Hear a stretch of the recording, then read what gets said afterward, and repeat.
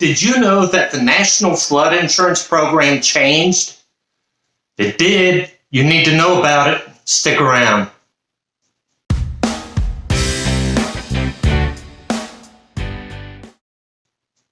Hi, welcome back. My name's Joe Brown. I'm a realtor with Century 21, List with Beggins, located in South Tampa. Thank you so much for being here with me. Hey, if you haven't already, please hit the subscribe button, give it a thumbs up, leave a comment. Most importantly, share this with your friends and family who you think need to hear this information. Now, I'll tell you, today's episode is very important and something you may really want to share with your friends and family. So, a few weeks ago, if you remember, I did a whole series interviewing an insurance agent. In one of those episodes, we talked about flood and flood insurance. And in fact, I'll put a link to it here. And Tom talked about you have the National Flood Insurance Program and you have the private insurance. There's another option, right? You can self-insure, which means if there's any damage, you pay for it yourself. Well, the National Flood Insurance Program just had changes to their policies and to the flood zones, and it will impact premiums. So here's what they were finding is some people were being overcharged because they were really less at risk, and other people were being undercharged but they were more at risk. So the National Flood Insurance Program reset the flood maps and are resetting the premiums. To now, the premium and the rating for the premium is really going to be based on how close you are, the proximity to water. Okay? It's really very simple. The closer you are to water, the higher that flood premium is going to be. Now, you can certainly mitigate some of that by having houses built up or on stilts or whatever. But still, the proximity to water is going to set the price point. And they've redone the entire flood maps. And check the show notes below. I'll put a link to the updated flood maps.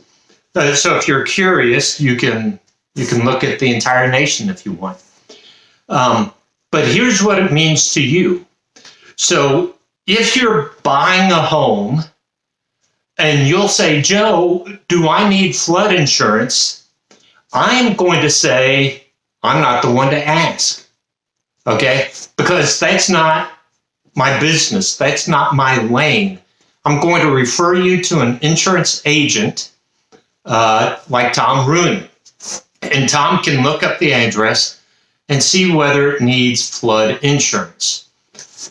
And you would say, well, Joe, don't the current sellers have insurance? They may not, but under the new policy, maybe they don't, but the new buyer will need to get one, okay? If you're a seller, you need to check with, so if you're a seller and you don't have flood insurance, you may want to check with your insurance agent to see if that property needs insurance. If you do have flood insurance, check with your company to see if that policy can be transferred to the new buyer. Some of those policies can. So, and that would help you as the seller to sell your home. And if you're a buyer, you can say, oh, they already have a policy, they can transfer it to me, which really helps you out. So listen, this flood insurance policy, some people are going to see quite a difference in premium. I saw where some premiums are going up 18% a year for the next few years. So not everybody, but some. Some people who are in flood insurance, their premiums are actually going to go down because of this new policy. So it's just trying to be more equitable, okay? That the people most at risk for flooding will pay the higher premium. So anyway, be sure to check the flood maps in the show notes below. If you have questions about this, shoot me an email. Go to my website, joebrownc21.com. Leave a comment below. If I don't know the answer, I will absolutely get the answer for you. I want to be your trusted advisor. And so I'm not going to give you information that I'm not sure about or that's not in my avenue, but I will direct you to who to talk to, okay?